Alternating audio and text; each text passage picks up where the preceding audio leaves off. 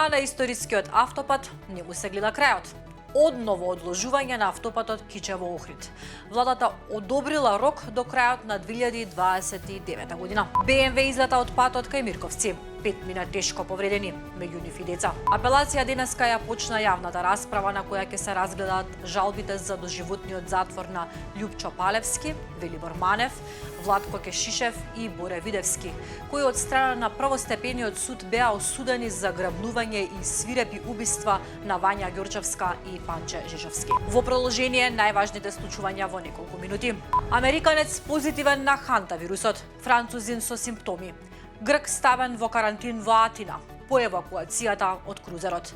Започна масовната евакуација на патниците од бродот Хондиус, откако бродот пристигна во Тенерифе. Обвинителството бара Александар Ѓорчевски, таткото на Вања Ѓорчевска, кој беше ослободен од првостепениот суд за помагање при грабнувањето на неговата ќерка, да биде осуден.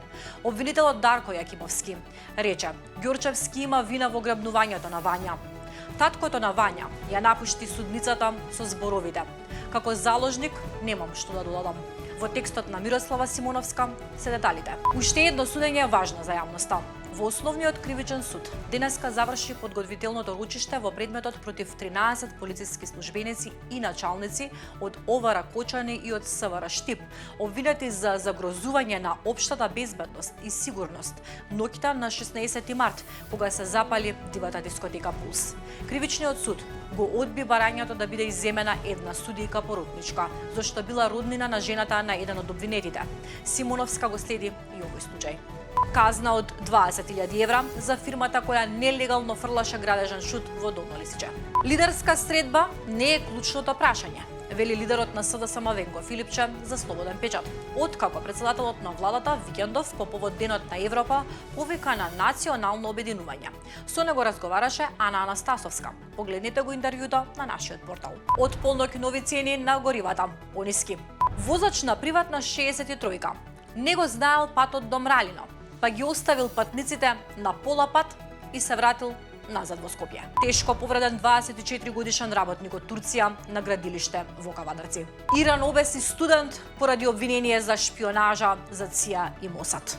Американскиот председател Доналд Трамп експресно го отфрли иранскиот одговор на американскиот мировен предлог, што денеска предизвика скок на цените на нафтата. Трамп стравува дека 10-неделниот конфликт ќе се одолговлекува, одржувајќи го парализиран бродскиот сообраќај низ Ормунскиот теснец. Од друга страна, Иран тврди дека нивната понуда за Америка е дарежлива и одговорна. Кој е во право? Штедете гориво, работете од дома и не се венчавајте во странство, побара индискиот премиер од граѓаните. Овие препораки доаѓаат како директен резултат на енергетската криза, предизвикана од војната со Иран, која силно влијае на најнаселената земја во светот. Инцидент во Штип.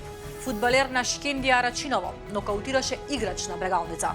По последниот судиски свираж настана мешаница на теренот, во која фудбалерот со број 19 од редовите на гостите со тупаница удира фудбалер на Брегалница, кој потоа падна на тревникот. Уште малку фудбал.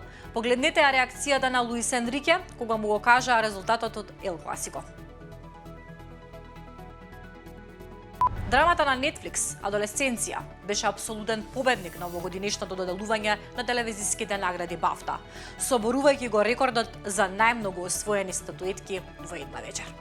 За повеќе содржини, упатете се на slobodnpečat.mk. Се читаме.